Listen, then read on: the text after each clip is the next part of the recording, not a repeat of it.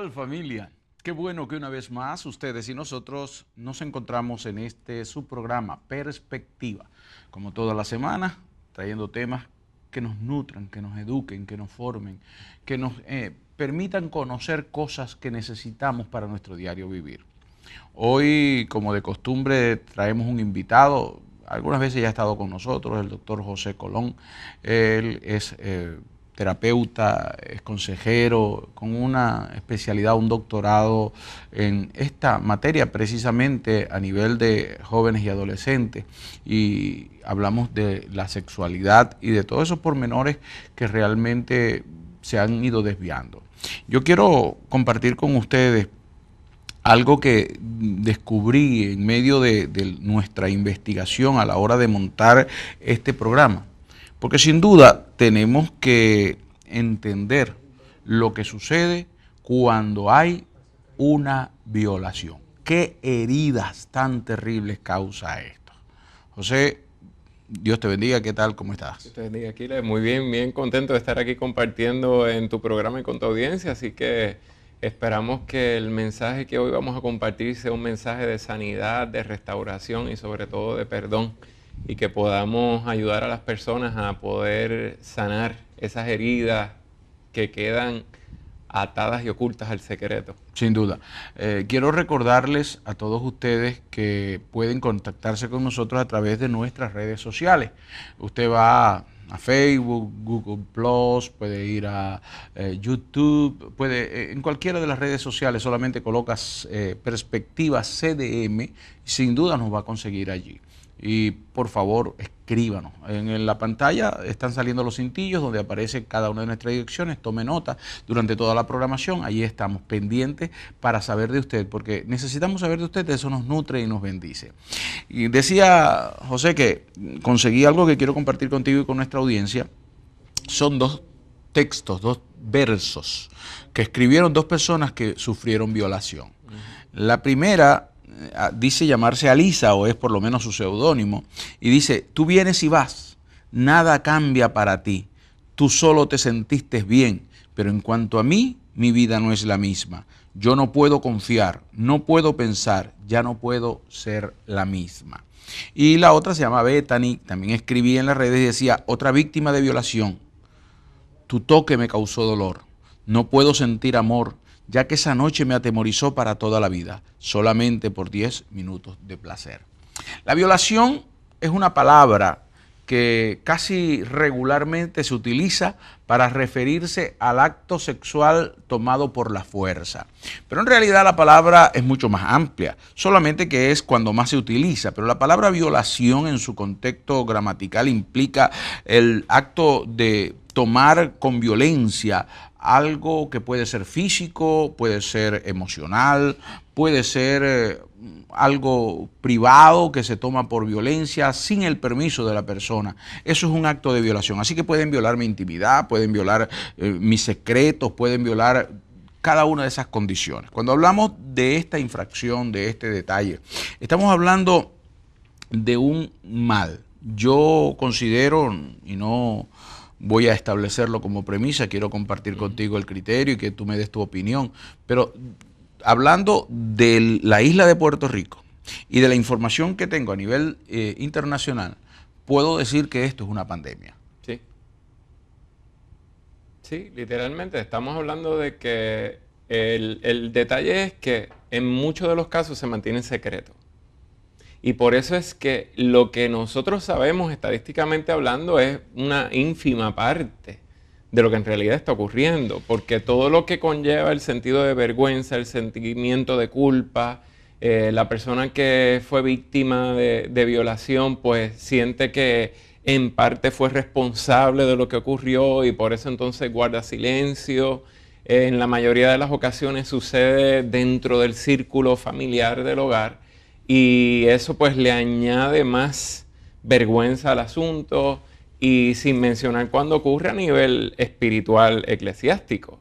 O sea, todo lo que es el sentimiento de pecado, de culpa, y espiritualmente la persona entonces cae en un nivel de que esto no se puede compartir, van a juzgarme a mí por lo que sucedió, voy a quedar marcada para el resto de la vida o marcado, porque también hay varones que son víctimas de violación.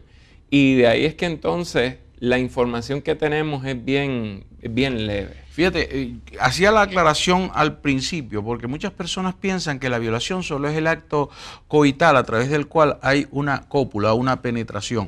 Y sucede que un varón, tú dices, puede ser violado sin ser penetrado. Y yo hablaba de esto, de algunas condiciones que hemos visto, cómo hay situaciones. Recientemente surgió una noticia que acaparó los medios de una dama que está siendo juzgada precisamente en este momento, que mantenía una constante violación, relaciones sexuales con su hijo de 12 años. Y no solamente eso, lo colocaba en la red y para que su cónyuge lo estuviera viendo lo que sucedía.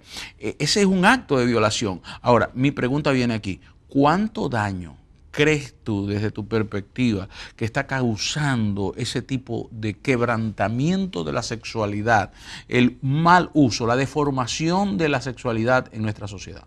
Número uno, lo que está sucediendo es que se trastoca lo que es el verdadero propósito de la sexualidad, porque la sexualidad lo que hace es crear un vínculo entre esos dos seres humanos, lo que hace es unir todo nuestro ser. Nosotros somos espíritu, alma y cuerpo. Por eso cuando mencionas que no es solamente el acto físico, sino que involucra todo nuestro ser. Y al crear ese tipo de acto donde se viola la intimidad de una persona desde el aspecto físico, ¿qué sucede? Se va a afectar todas las otras áreas, la emocional y también la espiritual. Y por eso, cuando la persona sigue en sus etapas de desarrollo, sus etapas de relaciones, va a ir arrastrando todo lo que causó ese daño, esa violación, lo va a atraer siempre a sus próximas relaciones. Y sin haber intimidad sexual, la persona ya va a entrar en una relación con cierta actitud de protegerse, de buscar seguridad, porque siente que puede ser revictimizada nuevamente. Ahora, cuando hablamos de este tipo de violación, generalmente por una razón obvia, porque quizás son las personitas más vulnerables, pensamos o en niños o en mujeres.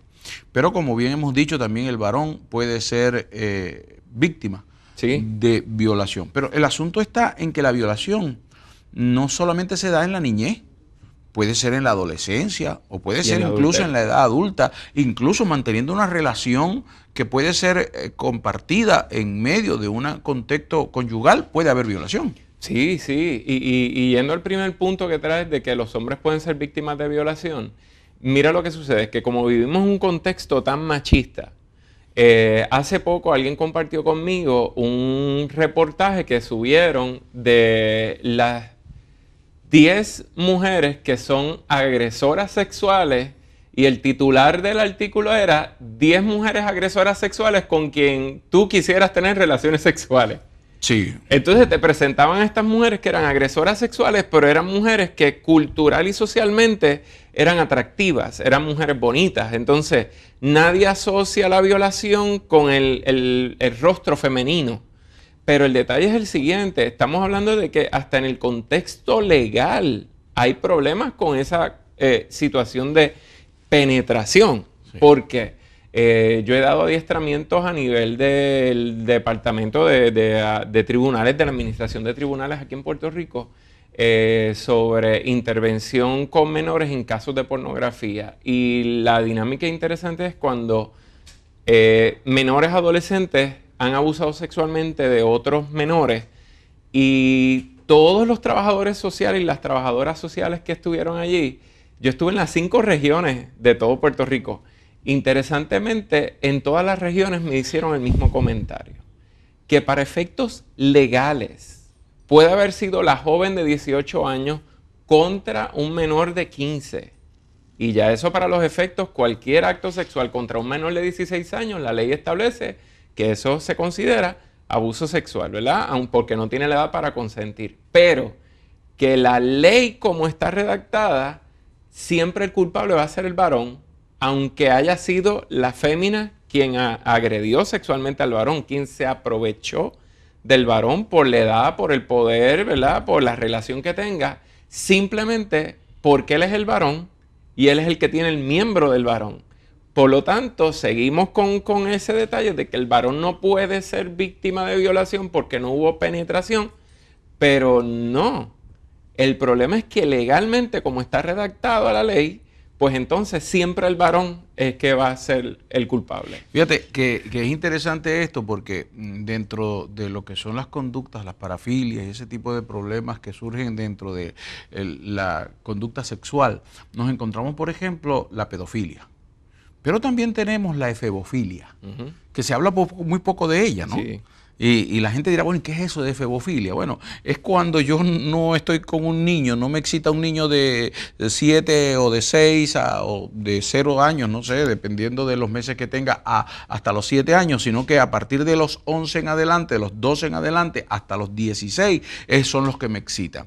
Esa relación, veía en estos días una película donde mostraba cómo en años anteriores lo cultural, lo socio-legal, aceptable, era que hombres viejos con dinero pudieran tener muchachitas, niñas, Sí, y podían ser considerados hoy en día efebófilos. Pero entonces lo más contemporáneo, hoy en día, son las llamadas cougar.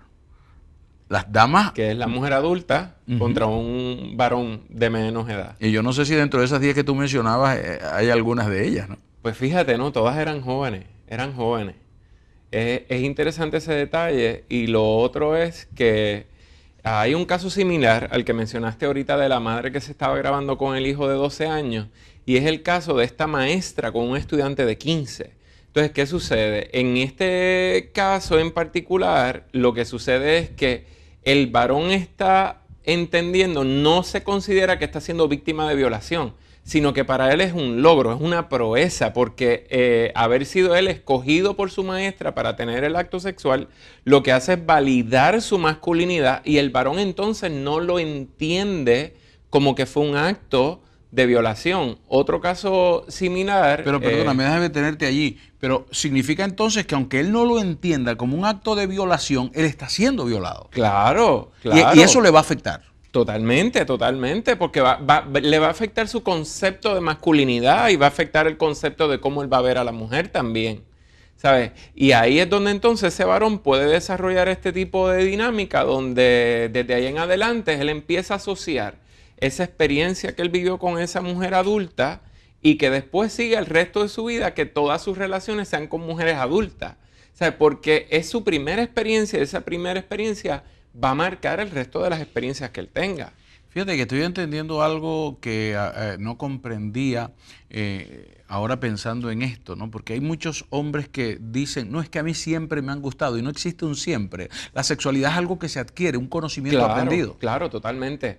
Y volviendo otra vez al tema del varón, cómo sentirse víctima de abuso. Un caso, por lo menos de los que yo he leído, no fue un caso que yo atendí, un caso que yo leí, de este varón que tan pronto le están haciendo la entrevista, le preguntan si fue víctima de violación en algún momento en su niñez y él dice que no. Pero cuando continúan entrevistándolo, haciéndole el historial psicosexual, todo lo que fueron sus experiencias desde la niñez, ¿qué descubren? Que él entonces menciona que cuando él era adolescente o era niño, un tío lo tocaba a él o lo masturbaba o le pedía que masturbara al tío. Entonces, él no consideraba que eso era abuso sexual precisamente por lo que estabas hablando ahorita, porque no hubo penetración, pero sí es abuso sexual. Fíjate, cuando volvamos de la pausa, porque ya nos corresponde ir a ella, cuando volvamos de la pausa vamos a tener que ahondar un poquito en esto, porque entonces tenemos otras variables que deben ser consideradas. Claro. Además de eso, tenemos entonces que considerar que cada una de las etapas donde puede haber violación va a causar un daño, aunque en mayor o en menor grado en la conducta general de un individuo, pero que siempre lo va a causar. Sí, sí. Pues vamos a la pausa. Cuando regresemos conversamos un poco más con el doctor José Colón y vamos a seguir hablando de las heridas que causan la violación.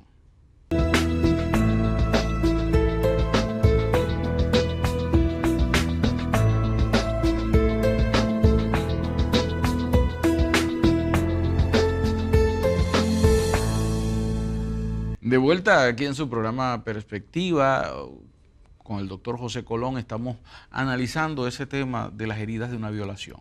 Espero que usted nos deje saber su feedback, nos deje saber qué le pareció el programa y otros programas, y si tiene alguna idea de algún nuevo tema, por favor, a través de las redes sociales. Perspectiva CDM le va a llevar a los diferentes, cualquier motor de búsqueda le va a llevar a las diferentes redes donde estamos presentes, Facebook, Google Plus, Instagram, bueno, no da tiempo para mencionarlas todas, pero allí en los cintillos de la pantalla usted los está viendo. José, estábamos en el tema, precisamente lo dejábamos en el segmento anterior, sobre aquel joven, el caso de este joven que consideraba que él nunca había sido violado, pero luego hablaba cuando el entrevistador, que eso es lo que hacemos un poco, ser un poco detectives de la vida, Sí. entramos a indagar, y es importante que la gente lo sepa. Yo creo que es muy valioso que la gente sepa que cuando va a un terapeuta debe ser totalmente franco. Sí. Y tratar de decir todo lo que pueda recordar. Sí, porque mientras más información nos brinde a nosotros, en mi carácter como profesional de la salud mental, yo soy consejero profesional licenciado. Y eso es algo que yo siempre le digo a las personas que atiendo, y es que este es el momento para tú ser honesto, porque yo voy a partir de la información que tú me brindes. Y mientras más información tú me des, y yo recuerdo un caso que la persona llega con esta situación, pero la carga emocional que tenía esa persona era como que demasiado fuerte para la situación que estaba Sí, no atravesando. relacionaba. Sí, y de momento Dios me iluminó en ese momento y yo le digo, por casualidad usted tiene un secreto o algo que usted tenga oculto y no lo haya. Y ahí es que la persona entonces pudo sacarse del sistema todo lo que tenía. Una de las cosas que yo le digo a las personas que van a nuestra consejería, a nuestra terapia, le digo, mire, si usted no es honesto, la única forma que yo tengo de poder analizar es a través de usted. Si usted no es honesto, usted pierde su tiempo y yo también. Bueno, volviendo al asunto, este joven pensaba que él nunca había tenido problemas porque era que su tío lo tocaba y no era nada más que eso, no había penetración. Ahora, yéndonos y tomando eso como pie forzado, como punto de partida, te pregunto, ¿quiere decir que el violentar, el quebrantar en la niñez la sexualidad, no solamente con esos toques, sino por ejemplo con la exposición temprana a figuras pornográficas, a actos sexuales no aptos para esa edad, que las relaciones, la visión erotizante en la que se puede llevar a un niño, puede marcarlo y es una forma de violación a su intimidad y a su inocencia? Totalmente, porque mira lo que sucede. Cuando un niño tiene exposición a este tipo de actos sexuales como la pornografía, te voy a dar un ejemplo bien sencillo. Esta niña que es expuesta a los 12 años a material pornográfico, pero ¿qué sucede? El 85% de las imágenes pornográficas que van dirigidas a los varones son imágenes de lesbianismo. Entonces, fue expuesta a los 12 años, pero a los 16 es cuando va a buscar ayuda en la adolescencia. Y ella tenía problemas con el lesbianismo, con la pornografía y la masturbación.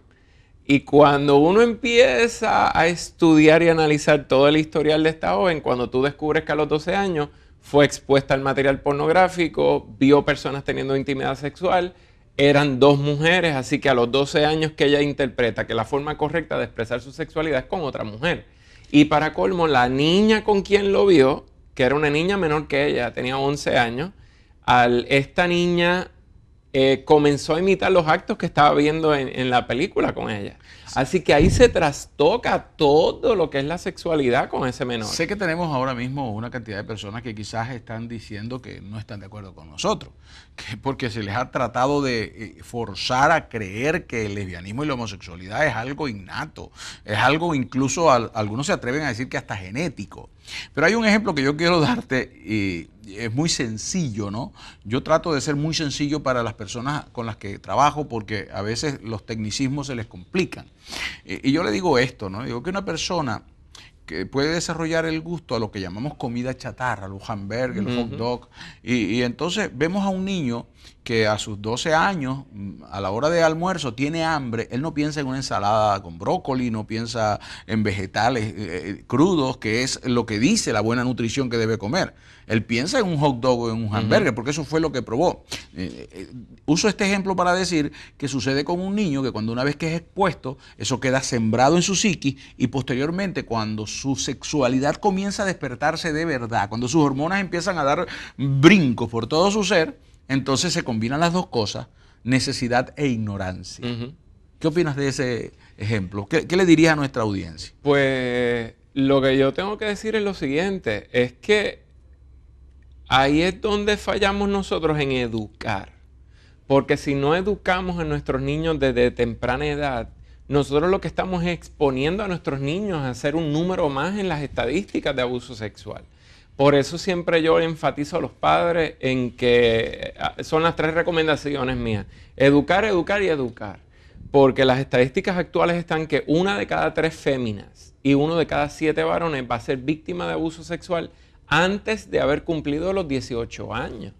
Y que yo le digo a los padres, cuando usted educa sexualmente a sus hijos se pueden proteger, sus hijos pueden evitar o rechazar cualquier acercamiento sexual indebido, pero si no los educamos correctamente, el niño no va a tener las herramientas para poder enfrentar esa situación cuando le surja. O sea que cuando tú hablas de educación estás hablando de supervisión, estás hablando de entrenamiento en herramientas, estás hablando del proceso de conocimiento del trabajo, de lo que hace ese joven o ese niño. En todos los aspectos, en todos los aspectos. Estamos hablando de lo que son las relaciones. ¿Sabes? Saber que la base de las relaciones humanas es el amor. O sea, que no es meramente intelectual. No es que yo le diga esto está mal o esto está bien. No. Es el énfasis en todo. En todos los aspectos, como digo yo, ¿verdad? Lo que implica el ser humano, espíritu, alma y cuerpo. Lo que son los valores, el respeto, la dignidad humana, los valores del matrimonio, de la virginidad, de la pureza. Pero también es el contexto de las relaciones, que yo estoy con una persona no meramente porque me atrae físicamente o porque voy a tener satisfacción sexual, sino de que yo estoy con esa persona porque yo quiero establecer una relación fundamentada en el amor, no en la violencia. Perdóname, pero muchísimos padres están en una situación de conflicto porque ellos están en una sociedad donde la sexualidad es un producto de consumo, es un producto de entretenimiento. Y entonces, sí, ¿cómo hago para que mi hijo o mi hija comprenda que la sexualidad no es un juego? Por eso mismo es que es tan importante la educación desde edades tempranas, porque las personas no entienden que un niño es por el miedo al tabú, el tabú del sexo. El tema del sexo, punto, ya es un tabú y es difícil de manejarlo. Pero yo lo que le digo a los padres es que la sexualidad es algo que se modela también. Y un niño ya a los 18 meses, al año y medio, ya sabe lo que es el recato, ya sabe lo que es el pudor. Y una mala costumbre es, por ejemplo, dejar al niño corriendo desnudo por la casa simplemente porque hace calor, porque estamos en verano. No, usted tampoco está desnudo por la casa porque hace calor. Entonces, ¿qué sucede? El niño aprende a que yo tengo que proteger mi cuerpo porque mi cuerpo es privado. Y mi cuerpo no es para estarlo exponiendo a otras personas ni para que otras personas tengan acceso a mi cuerpo. Pero desde una perspectiva saludable, no desde una perspectiva basada en el miedo de que el sexo es malo, que el sexo es pecado, que el sexo es fo, que es del diablo, que es del mundo, sino que todo lo contrario. Mi sexualidad es tan valiosa, mi cuerpo es tan valioso que yo tengo que protegerlo. Pregunto yo, desde el ángulo profesional, entiendo que muchísimas personas piensan que mientras más temprano se empieza en la sexualidad y mientras más se prueba, más expertos son.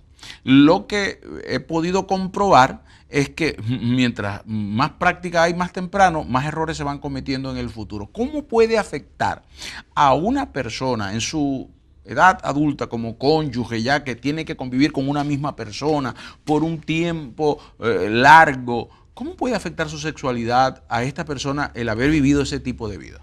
Mira, algo tan sencillo, que no tiene que ver ni siquiera con relaciones interpersonales. Yo recuerdo en un programa de radio que tenía, yo estaba hablando sobre el tema de la anorexia sexual. La anorexia sexual, pues eso es tema para otro programa, es cuando la persona le tiene fobia, le tiene pánico al sexo y no quiere expresarse sexualmente.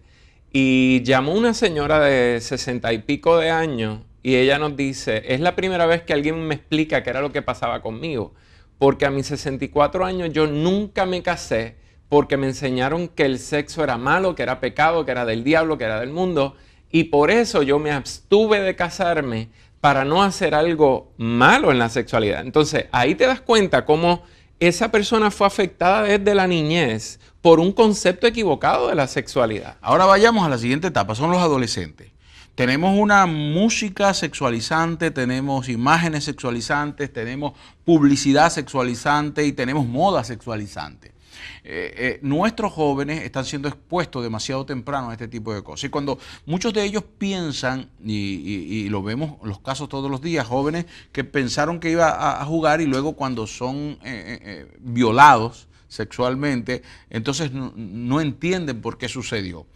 En la adolescencia, ¿se está capacitado para entrar a la sexualidad un adolescente de 12, 13 años, aun cuando ya se haya desarrollado y pueda producir lo necesario y haya producido las hormonas necesarias para la sexualidad? El detalle es el siguiente, que ahí no estamos enfocando solamente en el aspecto fisiológico, biológico, pero si seguimos el concepto de la ley 246, que es la ley de abuso sexual de menores, para Puerto Rico, que establece aquí en Puerto Rico que no se puede tener relaciones sexuales con un menor de 16 años, es porque ya se entiende que un menor de 16 años no tiene la capacidad para consentir al acto sexual. Lo otro, no es hasta los 21 que se desarrolla el lóbulo frontal, y el lóbulo frontal es el que se encarga de ayudar a la persona a decidir si algo está bien o está mal, que es entonces el aspecto ético-moral. Permíteme, y no le quites el dedo al renglón, porque tú me estás mencionando algo que la Asociación Pediátrica Norteamericana estableció, y la psiquiátrica también concordaron en esto, que hasta los 16 años, 17 años todavía no se ha desarrollado completamente la percepción del peligro que se puede llevar en los actos cometidos. O sea, que es eso que estás mencionando. Es eso mismo, es porque no se ha desarrollado todavía el lóbulo frontal. Que el lóbulo frontal, por eso es que para algunas cosas la mayoría de edad es 21 y para otras cosas es 18, por lo menos aquí en Puerto Rico. Y lo que sucede es lo siguiente, es ver la sexualidad en todo su contexto, porque puede ser que, de hecho, la menarquia o la primera menstruación está ocurriendo a más temprana edad. Entonces tenemos niños que ya la pubertad está llegando a más temprana edad. Según van pasando las décadas, ha ido bajando la edad de ya ese menor comenzar el proceso de la pubertad, de entrar en el proceso de la pubertad. Pero ¿qué sucede? Una cosa es que la persona esté preparada físicamente, pero otra es estar preparado emocionalmente para establecer una relación, para tomar decisiones, porque todo acto sexual tiene una consecuencia. Entonces tú tienes que asumir las consecuencias de ese acto. A esa edad, ¿puedes tener la capacidad de asumir las consecuencias de tus actos? Un embarazo a esa edad, que está demostrado que al tener un embarazo a esa edad, niños que vienen entonces, que nacen prematuros, no se puede desarrollar bien el niño. La niña puede tener problemas al momento del parto porque todavía no se ha desarrollado su pelvis, su área y sus órganos genitales a plenitud. Así que vemos cómo la sexualidad no se limita a lo físico, sino también a otros aspectos. Hablando de la hembra, de la especie, hasta los 19 años se considera un embarazo de altísimo riesgo. Incluso se habla de una especie de problema de salud social actualmente. Al regresar de la pausa que tenemos que hacer en este momento, tenemos que conversar un poco sobre cuáles son las consecuencias que está viendo la sociedad y cómo enfrentar las heridas de una violación. ¿Qué le podemos recomendar a nuestra audiencia para que pueda trabajar cuando alguien ya ha sufrido esto? Hablamos de las consecuencias, de las situaciones, lo que trae, cómo llega, cómo se pervirtió. Es tema muy largo, pero ¿cómo podemos ayudarle? Cuando regresemos vamos a estar hablando sobre esto y quisiera que usted no se moviera. Son solo unos minutos. Recuerde comunicarse con nosotros a través de nuestras redes sociales.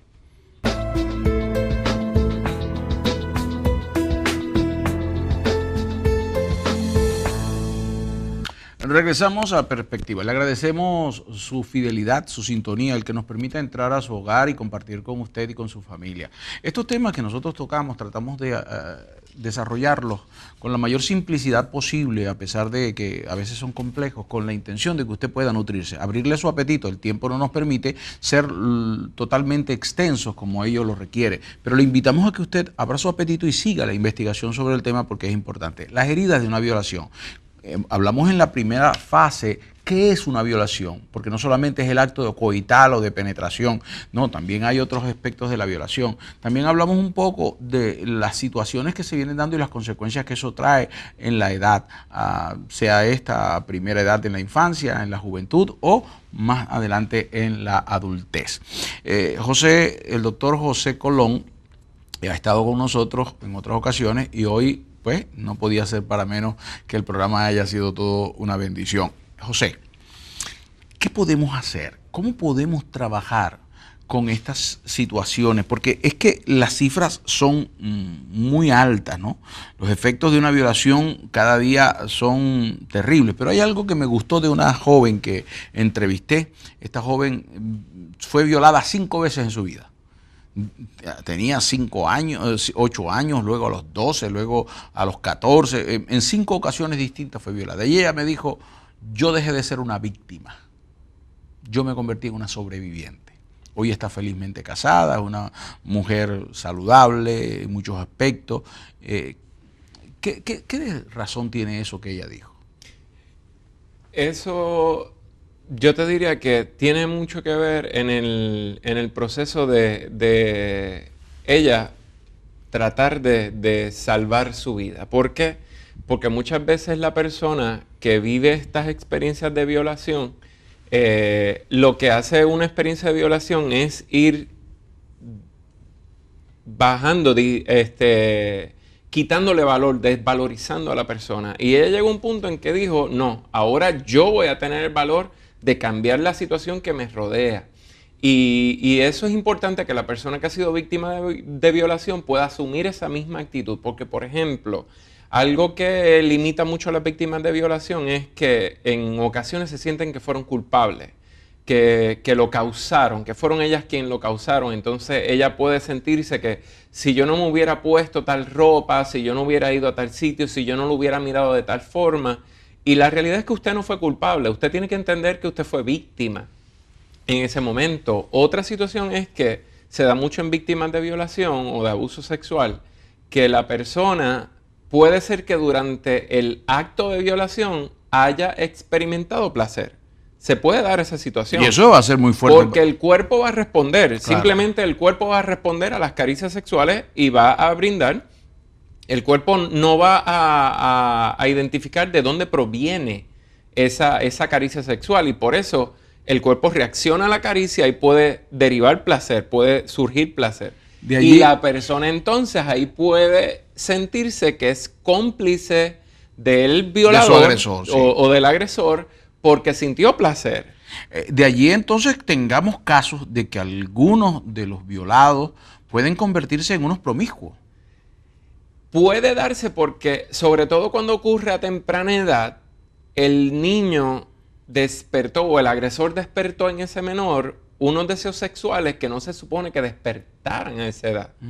Y ese placer sexual, al despertarlo, pues el niño va a querer seguir experimentando el placer sexual, porque para eso fue que se diseñó el placer, para que a uno le guste. Pero le despertaron ese deseo sexual de una forma incorrecta. Por eso se conocen como actos lascivos, que es despertar el interés sexual en una persona, pero de la forma incorrecta. Quebrantar o romper esa sexualidad, esa inocencia. Más de 1.900 casos diarios hay en los Estados Unidos de violación. Y hay sobre 40 millones de adultos sobrevivientes de abuso sexual. Unas cifras asombrosas. ¿Cómo eso ha afectado a nuestra sociedad? Es realmente asombroso. Ahora, hay algunas cosas que me gustaría compartir contigo y me gustaría que tú me dieras tu opinión. Hay efectos físicos que puede causar una violación. Sí, porque por ejemplo puede adquirir una enfermedad de transmisión sexual. Hay efectos físicos también en el caso de que haya sido víctima de sodomía. Y la sodomía puede causar fisuras en el esfínter, que esas son condiciones que entonces van a afectar a la persona. Pero hay unas heridas mucho más profundas que lo físico. Puede incluso ser una niña que quede embarazada en un caso de violación. O incluso puede ser una mujer casada que sea víctima de violación y que quede encinta también. Por cierto, que eso era penado terriblemente en la Biblia, en Deuteronomio estaba penado terriblemente como un castigo en aquellos días. Así que son muchas consecuencias, pero para mí que la consecuencia mayor de ser víctima de violación es que el área que más se va a afectar es el área espiritual, que muchas personas no lo toman en cuenta, porque la persona va a empezar a cuestionarse por qué Dios permitió que esto pasara, por qué Dios no me protegió, si Dios es un Dios de amor, ¿por qué no aguantó la situación? ¿Y qué de aquello, José, de empezar a ver mi cuerpo como algo malo, como algo pecaminoso que insinuó o que provocó al agresor a que me agrediera? Y no solo eso, que hay mujeres que recurren entonces a comer en demasía. O a no comer. O a no comer, pero hay casos que entonces se convierten en personas obesas con la intención de no excitar sexualmente a nadie, a otro varón. Claro. Y así, esa es su forma de protegerse. ¿Y la depresión tiene relación con este tipo de situaciones vividas? Sí, pues hay muchos efectos, entre ellos la depresión, los ataques de pánico. Intento suicida. La persona va a entrar en una paranoia, ¿verdad? De que en cualquier momento me puede volver a suceder. Consumo de drogas y estupefacientes. Para poder sanar su ansiedad o su depresión. Puede ser personas que no toleren ni tan siquiera ver alguna escena en una película, algún reportaje en la televisión, y simplemente de ver eso ya le trae a la memoria. O sea, a veces un esposo no podría comprender que su esposa, a la que él ama y trata con cuidado, de repente tenga unas reacciones extrañas en un momento coital, en el momento en el que ellos tienen una relación que es saludable porque es matrimonial.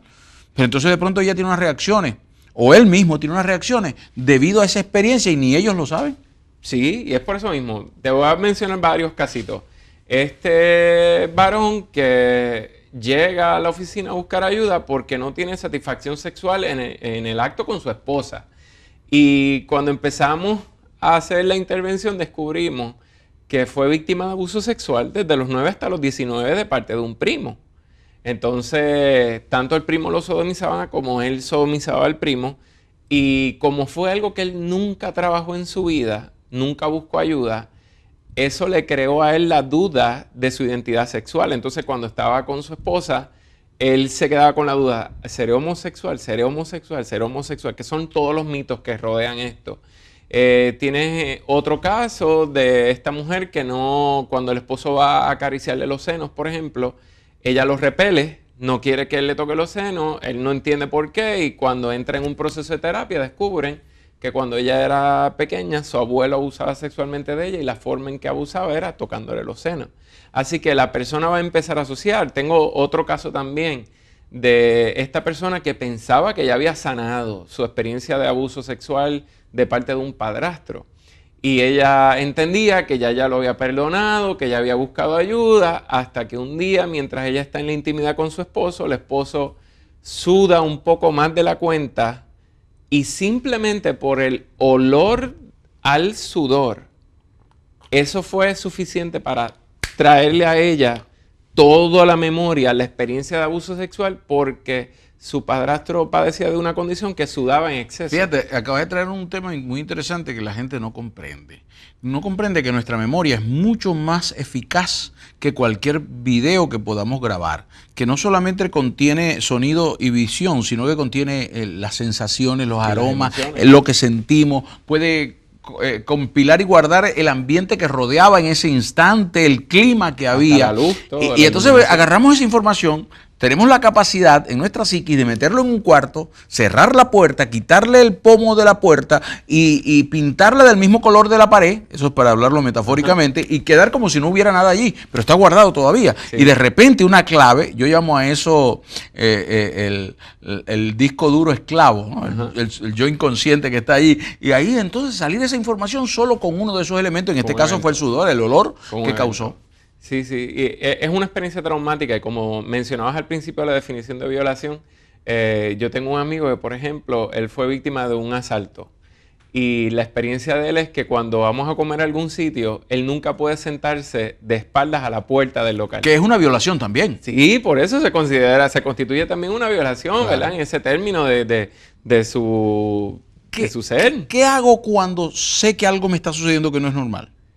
Lo primero que decimos siempre es que busque ayuda. Es que reconozca que tiene un problema, que lo admita. Hay una situación y es ¿Cualquiera puede oírme ese tipo de historia? No. Tiene que ser alguien preparado en esa área, algún profesional de la salud mental, puede ser un psicólogo, consejero profesional licenciado, un trabajador social clínico, alguien que tenga preparación en el área de consejería.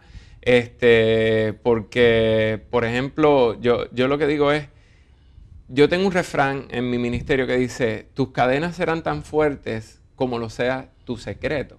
Así que hasta que no rompas el secreto no vas a ser libre. Y un detalle que yo le digo a las personas es que hay personas que piensan que no fueron. Y yo les pregunto, ¿algún momento tú fuiste víctima de abuso sexual? Y la persona, no, yo no recuerdo ningún momento. Pero lo que sucede es que una de las estrategias de los mecanismos de defensa que tiene un niño cuando fue víctima de abuso sexual es que se le dice así que borran cinta, olvidan el suceso o borran de su memoria el evento, porque traer a la memoria el evento implica volver a sentir, a vivir esa experiencia de dolor, de trauma, y como yo quiero evitar volver a sentir esa experiencia, pues yo lo borro de la mente. Fíjate que normalmente no hago esto, pero yo quiero que nuestra audiencia entienda que cuando hablamos de esto, los profesionales no somos ajenos a la realidad de la sociedad en la que vivimos. Cuando yo tenía 6 años, mi niñera me inició en esos juegos sexuales. Yo no sabía lo que estaba haciendo, yo era un niño. Ella era una mujer de 17 años ya. En comparación conmigo, pues ella me cuidaba. Y mi mamá un día consiguió que ella estaba haciendo eso, la agarró por el pelo, la sacó de la casa, aquello se formó un escándalo. Y yo pensaba que nunca eso me había afectado. Con el tiempo tuve que darme autoterapia, comprender que sí me había afectado, porque esa situación no correspondía a mi edad. No. Y aquí yo creo que tenemos que hacer una salvedad. Padres, protejan a sus hijos. Cuando hablas de educar, supervisión, yo entiendo que proteger es fundamental. Y sobre todo el acceso que se tiene a todo lo que es la tecnología, porque mira, aquí hacemos uso de la tecnología de una forma positiva, pero ponerle equipo tecnológico a los hijos en las manos es un peligro en estos tiempos. Si tiene acceso al internet de ese equipo, usted está exponiendo a su hijo a un depredador sexual, le está exponiendo a la pornografía, a conductas sexuales que al ver el menor detrás de una pantalla de un equipo, piensa que al no haber un contacto físico con una persona, esto no es sexo. Voy a ir a la última pausa que nos corresponde y te voy a dar una pregunta interesante para toda nuestra audiencia también, me imagino yo. ¿Puedo ser violado a través de una pantalla cibernética? Ya venimos con más de Perspectiva. Hasta el último momento, no se aparte de nuestra sintonía.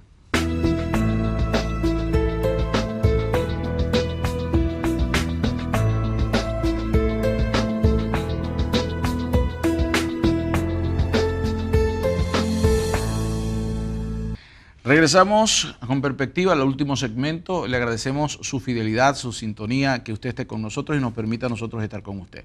El doctor José Colón y yo estamos conversando sobre las heridas de una violación. José, te dejé una pregunta calientita para el final. Nos quedan pocos minutos, pero me gustaría que me dieras una respuesta sencilla, directa y clara. ¿Se puede ser violado? ¿Puede mi hijo ser violado? ¿Puede mi hija ser violado a través de esta pantallita? Volvemos al ejemplo que mencionaba de que la violación no necesariamente implica un contacto físico. Por ejemplo, la ley establece que el voyerista, que es el ligón, o el exhibicionista son delitos y no hay contacto físico. Porque simplemente el que una persona te esté mirando, aunque tú no sepas que te esté mirando y no lo estés viendo mientras te está mirando, ya eres víctima de eso porque está violentando tu privacidad. ¿Qué sucede? A través de una pantalla, una persona, una técnica que se conoce ahora como sextortion, extorsión sexual, es que le piden una foto sencilla a la persona. Por ejemplo, déjame verte en ropa interior. Y el menor puede verlo como que pues eso no es nada malo, es como usar un traje de baño y se quita la ropa, se queda en ropa interior. Y esa persona lo que hace es que toma la foto de la pantalla Y después lo extorsiona y le dice, mira la foto que tengo tuya, como no te quites la ropa interior, le voy a enviar esta foto a tus padres o a tu pastor o a la escuela, a tus amigos. Y empieza a extorsionar a este menor a que siga mostrándole más partes de su cuerpo, que incluso pueden llevarlo a completar el acto sexual. Si no tiene sexo conmigo, a encontrarse en algún lugar a tener sexo, si no, entonces va a compartir las imágenes. José, y esta práctica que se ha hecho muy común hoy en día de jovencitos, tanto varones como hembras, de estarse fotografiando en espejos y poniéndolo en su Facebook, haciéndolo público, que todo el mundo lo vea, todo ese proceso también puede ser causante de algún problema que tienen en ese sentido. Ya eso se ha demostrado y interesantemente cualquier imagen de un menor de 18 años que esté en paños menores, ropa interior, en posiciones sexuales, teniendo relaciones sexuales, en posiciones eróticas, eso se constituye ya pornografía infantil y eso es ley federal, porque todo lo que tiene que ver con comunicación en los celulares es controlado por la FCC, Federal Communication Commission, y ahí entonces cualquier imagen de un menor, aunque él mismo se la tome, ya eso se considera como producción de pornografía infantil. Si envía la foto es distribución de pornografía infantil, si la exhibe a otros menores, exposición a menores a pornografía infantil, y si tiene la imagen en su equipo electrónico, le formulan cargos por posesión de pornografía infantil. Así que todo esto se sigue complicando y yo diría que es que los padres tienen que actualizarse, tienen que hacer un update de su sistema, de entender lo que es la modernidad, la tecnología, pero creo que y de todos los riesgos a los que exponen a sus menores con creo que va un equipo. poco más allá, porque yo veo todos los días en las diferentes redes sociales cómo postean videos de niños, no solamente en posturas, sino en movimientos altamente eróticos de estos bailes actuales, y es una fiesta infantil, supuestamente veo a adultos a su alrededor aupándolos, aplaudiéndolos, y a uno grabando. Sí. O sea, deberían todos esos entrar literalmente bajo esas leyes, ¿no? Sí, sí, sí. Entonces están afectando a esas criaturas y las están dañando. Totalmente, totalmente, porque siguen viendo el sexo como algo que es solamente por placer, por jugar, para llamar la atención, y ese no es el propósito de la sexualidad. Un joven que ha vivido la experiencia, una joven que ha vivido esa experiencia, ¿qué debe hacer? Que nos está viendo ahora, tiene miedo de hablar con su pastor, tiene miedo de hablar con su gente de confianza alrededor, de su familia, ¿qué debe hacer? Bueno, por lo menos los que están en Puerto Rico, la ley establece que un menor puede buscar ayuda sin el consentimiento de sus padres y puede recibir terapia hasta 7 sesiones sin que los padres lo autoricen.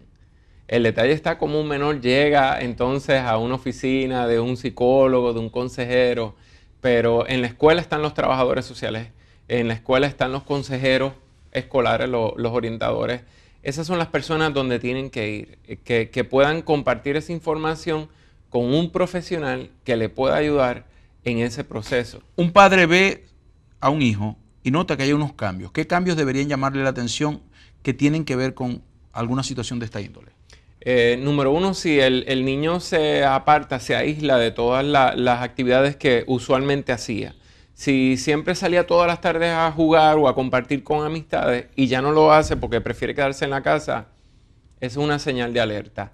Si el niño está teniendo problemas para dormir, si está teniendo mucho tiempo con el equipo tecnológico, si cada vez que usted pasa por el lado apaga el equipo, lo esconde, si nota conductas sexualizadas que no son correctas a esa edad, ahí ya debe ir, como digo yo, prendiendo el sospechómetro de que algo puede estar ocurriendo, puede haber algo oculto, pero muchos padres están tan ensimismados, están tan preocupados con sus asuntos, que esas cosas las dejan pasar por alto, no están pendientes a esos detalles, que el niño tenga problemas para alimentarse, que tenga miedo a quedarse solo. O sea, son muchos detallitos que se pueden ir identificando. Un adulto que sufrió violación, ¿debe callarlo? ¿Se va a sanar solo? ¿Necesita ayuda? Totalmente necesita ayuda, ¿sabes? Esto no es algo que se pueda sanar solo. Hay personas que entienden que olvidando el evento o no hablando del evento, eso va a traer sanidad. Pero es que la persona no entiende la magnitud del daño causado, que no es cuestión de olvidar el evento, sino de trabajar con la impresión que causó ese evento en mí, de cuál fue la interpretación que yo le di a ese evento, cómo yo lo percibí, cómo yo me sentí. Y las personas que no tienen la preparación para intervenir en casos de salud mental, para intervenir en casos pues, que ha sido víctima, pues es imposible que pueda sanar por sí sola. Así que nuestra recomendación es que siempre busque ayuda. ¿Se puede sanar? Sí, se puede sanar Una víctima, una persona que sufrió violación puede puede vivir normalmente. Totalmente.